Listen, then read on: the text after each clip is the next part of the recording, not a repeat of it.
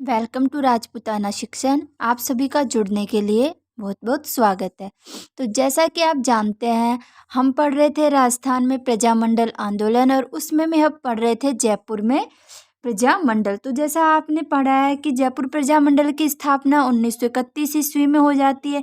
किसके द्वारा की जाती है? कपूर चंद पाटनी और जमनालाल बजाज के द्वारा की जाती है। तो हमने पिछली क्लास में पढ़ लिया था। अब आगे का हम पढ़ते हैं। कहाँ तक पढ़ लिया था हमने?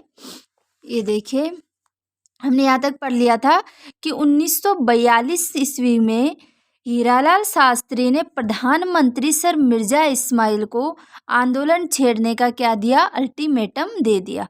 किसके द्वारा दिया गया? हीरालाल शास्त्री जी के द्वारा, जो जयपुर प्रजामंडल के क्या थे? अध्यक्ष थे। और उस समय प्रधानमंत्री कौन थे? सर मिर्जा इस्माइल खान को क्या दिया? अल्टीमेटम दिया गया आंदोलन छेड़ने का। इस पर प्रधानमंत्री ने शास्त्री जी को वार्तालाप के लिए क्या किया? आमंत्रित किया और दोनों में बातचीत होती है। देखिए, युद्ध के लिए राज्य सरकार जन धन की सहायता नहीं देगी। अगर युद्ध होगा तो राज्य सरकार उसके क्या करेगी? जन धन की कोई सहायता नहीं करेगी। प्रजामंडल को राज्य में शांतिपूर्वक युद्ध विरोधी अभियान चलाने की स्वतंत्रता होगी। जो जयपुर प्रजामंडल है को राज्य में शांतिपूर्वक क्या गई? युद्ध विरोधी अभियान चलाने की क्या दी गई? स्वतंत्रता दी गई। जनता को उत्तरदायी शासन देने के लिए राज्य शीघ्रातिशीघ्र क्या करेगा? कार्यवाही करेगा। यानी जनता को क्या दिया जाए? उनका हक दिलाया जाए। प्रजामंडल महाराजा के विरुद्ध किसी भी प्रकार की सीधी कार्यवाही नहीं करेगा। यानी वहाँ का जो महाराजा है उसके विरुद्ध प्रजामंडल सीधी तौर पर कोई कार्यवाही नहीं करेगा। इस प्रकार जयपुर में क्या होता है? ये जेंटलमैन एग्रीमेंट होता है। किस किस के मध्य में होता है? सर मिर्जा इस्माइल खान और ये हीरालाल शास्त्री के मध्य 1942 ईस्वी के में ये क्या होता है? जेंटलमैन एग्रीमेंट किया जाता है।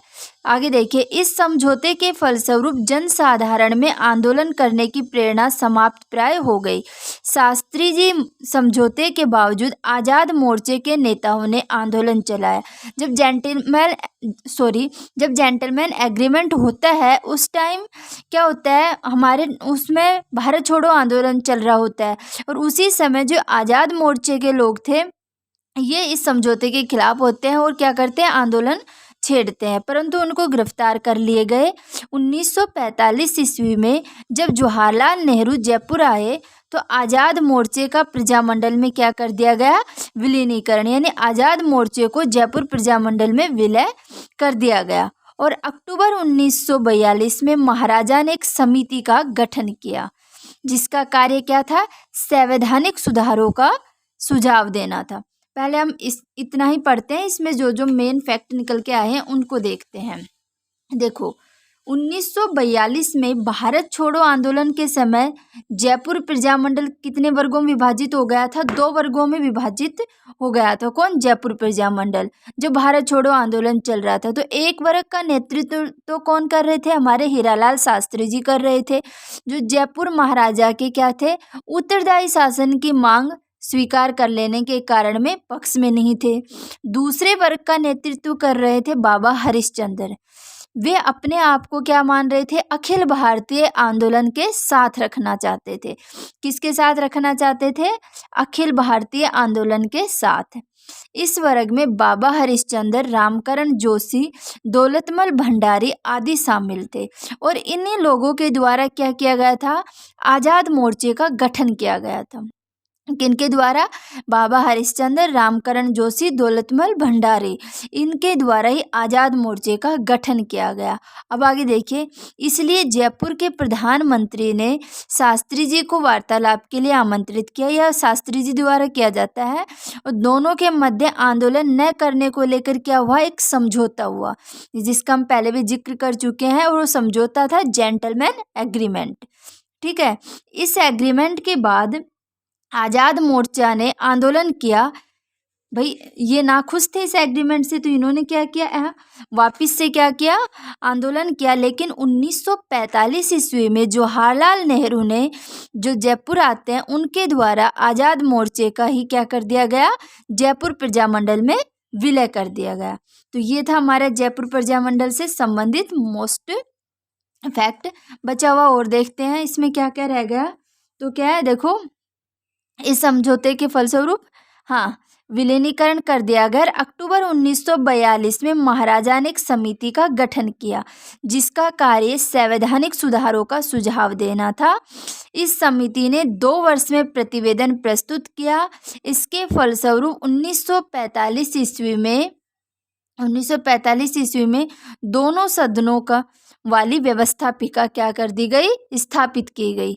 परंतु दोनों में महाराजा का ही वर्चस्व था। दोनों में क्या था, महाराजा का ही वर्चस्व था। जब चुनाव हुए तो प्रजामंडल ने चुनाव में भाग लिया और उसमें क्या होता है, जिसमें परिषद में 3 सीटों पर और प्रतिनिधि सभा में 27 सीटों पर विजय प्राप्त किए। 24 जुलाई 1947 को जयपुर में नरेंद्र मंडल की सभा हुई।